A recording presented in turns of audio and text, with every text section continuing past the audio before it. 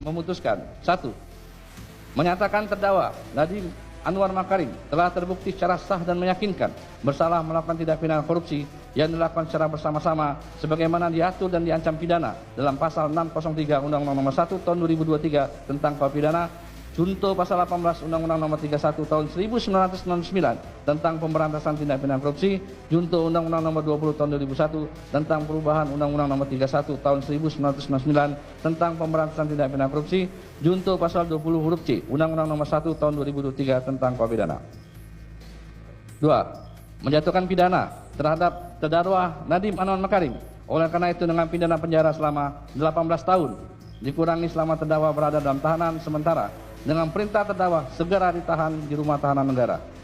3. Menjatuhkan pidana terhadap terdakwa Nadiem Anwar Makarim sejumlah 1 miliar rupiah yang wajib dibayar dalam jangka waktu 1 bulan setelah putusan pengadilan berkekuatan hukum tetap dengan ketentuan apabila denda tidak dibayar dalam jangka waktu 1 bulan setelah putusan hukum tetap, maka kekayaan atau pendapatan terdakwa dapat disita dan dilelang oleh jaksa untuk melunasi pidana denda yang tidak dibayar tersebut.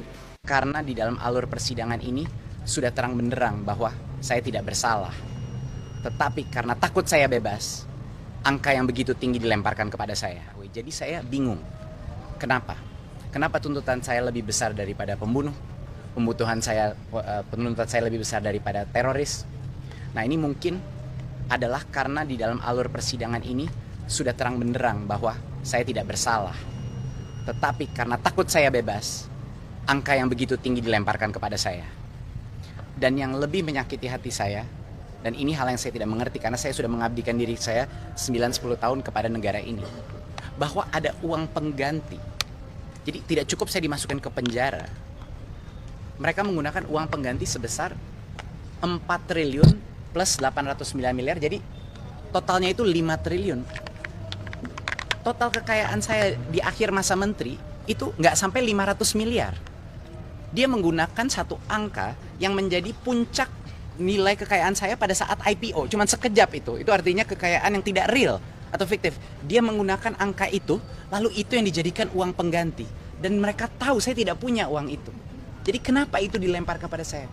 Yang lebih mengejutkan lagi adalah tidak ada hubungannya. Uang itu adalah kekayaan sah yang saya dapatkan menciptakan jutaan pekerjaan dengan saham Gojek. Itu adalah saham yang saya dapatkan di tahun 2015 dan semua pembuktiannya sudah ada. Tetapi tetap saja itu digunakan sebagai senjata hukum. Nggak tahu untuk menakuti saya, untuk menekan, saya tidak mengerti apa sebenarnya alasan dari ini. Tapi yang ini terus terang hari ini dengan efektif pidana 18 tambah 9 berarti 27 ya. 27 tahun pidana. Saya sudah tidak tahu lagi apa harapan bagi anak-anak muda di negara ini. Apa harapan bagi generasi muda yang sedang melihat cara kita diperlakukan seperti ini.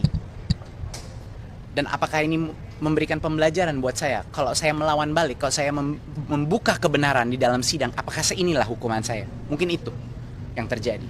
Jadi saya harap sekali bahwa masyarakat, terutama anak-anak muda, kita kawal kasus ini bersama, kita berjuang untuk kebenaran, jangan putus asa. Indonesia masih ada harapan.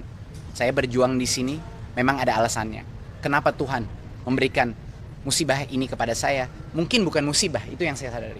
Mungkin tanpa ini kasus kena ke saya, mungkin ketidakadilan selama ini terjadi mungkin tidak terbuka. Mungkin bagi teman-teman lain yang tidak punya nama saya, tidak punya suara saya, mungkin hal-hal ini terjadi terus dalam sistem keadilan kita dan tidak pernah terbuka. Jadi mungkin itulah Allah memilih saya untuk mengalami ini agar masyarakat mengetahui, agar generasi muda yaitu masa depan Indonesia mengetahui perjuangan kita masih panjang di sini.